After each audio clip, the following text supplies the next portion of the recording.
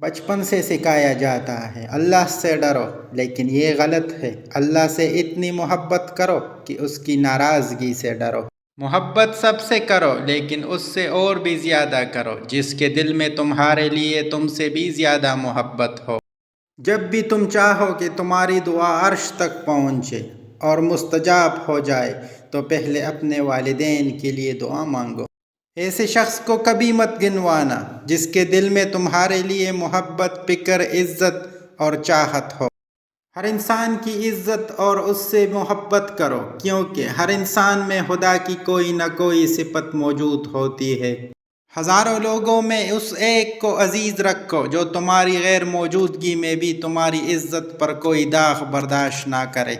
اور تقدیر اللہ کے ایک اشارے پر بدل جاتی ہے۔ تم یقین تو رکھو، وہ بہتر لے کر بہترین دے گا۔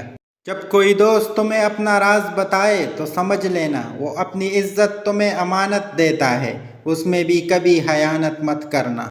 جو دعا سے بھی نہیں مل رہا تو سمجھ جاؤ کہ اللہ نے اس سے بہتر آپ کو عطا کرنا ہے۔ دنیا کی سب سے بہترین، خوبصورت اور حسین نعمتوں میں سے ایک نعمت نماز ہے۔ جو سکون اس میں ہے ویسا سکون اور کہیں نہیں۔ کسی سے محبت کرنے سے پہلے اپنے دل میں قبرستان بنا لو تاکہ اس کی چھوٹی چھوٹی غلطیوں کو دفنا سکو۔ جب اللہ کسی سے ناراض ہوتا ہے تو اسے ایسی چیز کی طلب میں لگا دیتا ہے جو اس کی قسمت میں نہیں ہوتی۔